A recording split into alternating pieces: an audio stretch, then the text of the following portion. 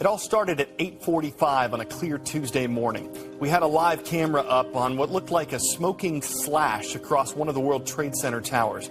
A passenger plane had flown into it, and I remember some of us here at CNN thinking this was some sort of freak event. Then a second plane flew into the other tower. That was at 9:03 a.m., and at that point there was this deepening dread in everyone.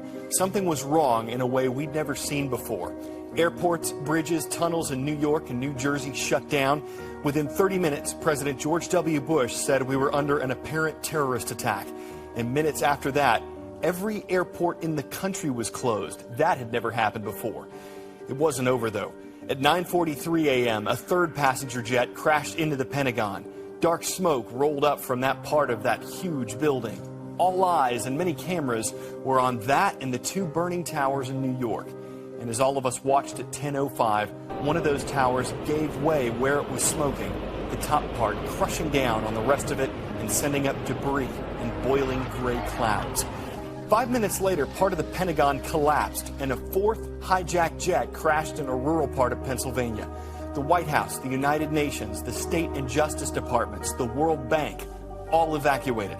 America-bound Atlantic flights were rerouted to Canada, and the second Trade Center tower came down at 10:28. So many closings, evacuations, shutdowns. Except for emergency response teams, the heroes of 9/11, the country virtually stopped what it was doing and gathered around TV screens. The president appeared just after 1 p.m. and asked Americans to pray, and there wasn't much else we could do. The destruction was more or less done around 10:30. It was less than 2 hours from the first crash, but the change it inflicted was immeasurable.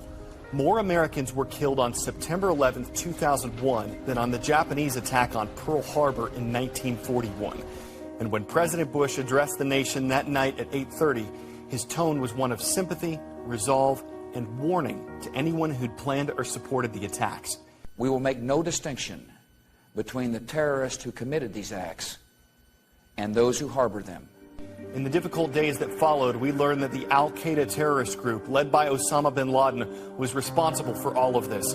And America's attention and anger turned to Afghanistan, whose Taliban leaders were giving al-Qaeda a safe place to live and operate. Carl Azus, CNN, Atlanta.